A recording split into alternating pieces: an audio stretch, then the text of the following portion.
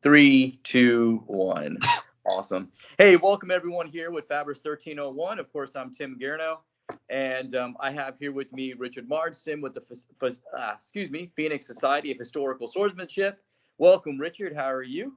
Doing good. Thank you very much.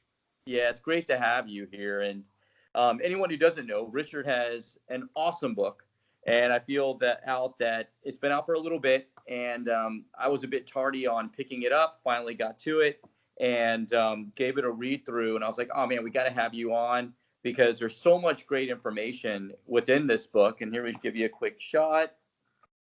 Right, this book is fantastic in the sense that it takes history, really focuses on the dueling, the judicial duels aspect of it. And there's a lot of just like real life scenarios in there that bring the history to life. And so well done on that, Richard. And Thank you.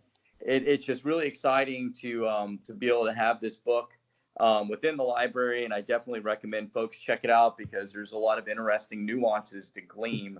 But Richard, my first question to you is, what compelled you to get in? I mean, fencing's awesome, but what really compelled you to dig in on the dueling side of the house, really start trying to figure out what was kind of behind the scenes, what was going on in this type of culture?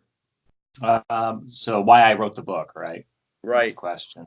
The vast amounts of money I was going to make. Of course. That's the primary. We're still working on that. The other reason is my background is I was a part of like an SCA style group that later just got into fighting. Yep. We had access to sources, but we didn't really look at them or use them. I mean, they were there. We just didn't care. Right. And then when my group broke apart from aging out, I kept it going and created my own thing with John Patterson. And we got more into the sources. And next thing you know, we found Hema in its earlier stages, I guess you would say. Right. And one of the things that I thought was important was keeping the H in Hema so that it doesn't just become sport fencing. Not that there's anything wrong with sport fencing, but we did Hema for a reason, right? And so there's more to Hema than just tournaments and getting the best weapons and getting the best trick down. And I wanted really to teach people about the history of the time period. And as the book says in its title, it's the context of it all. But I mean, if there was one thing in this period that came to mind, if you had to put if there's any like thought about dueling culture during this period, what would be the maybe the main thing that you would tell someone as a passerby about the period and dueling culture of the age during that period?